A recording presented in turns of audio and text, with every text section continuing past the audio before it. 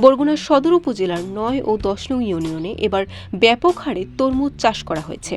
এই অঞ্চলে শতকরা ৮৭% জমিতেই তরমুজের আবাদ হয়েছে বলে জানা গেছে। মাঠের পর মাঠ জুড়ে শুধুই তরমুজের সবুজ ক্ষেত, আর সেই ক্ষেতে ব্যস্ত সময় পার করছেন কৃষকেরা। চাষিরা এখন তরমুজ গাছের পরিচর্যায় ব্যস্ত। সঠিকভাবে পরিচর্যা করতে পারলে ফলন ভালো হবে বলে আশাবাদী তারা।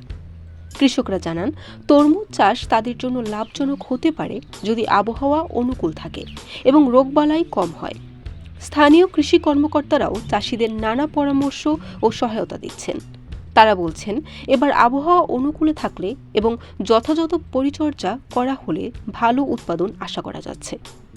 এই অঞ্চলে তরমুজ চাষ দেশের চাহিদা মেটানোর পাশাপাশি দেশের বাইরে রপ্তানির সুযোগও তৈরি করতে পারে। চাষিরা আশাবাদী যে তরমুজের ভালো ফলন হলে তারা ভালো লাভ করতে পারবেন, যা তাদের অর্থনৈতিক অবস্থার উন্নতির গুরুত্বপূর্ণ ভূমিকা পালন করবে। এখন শুধু ভালো আবহাওয়া আর রোগবালাই মুক্ত ফসলের আশায় দিন গুনছেন তারা। বরিশাল.নিউজ।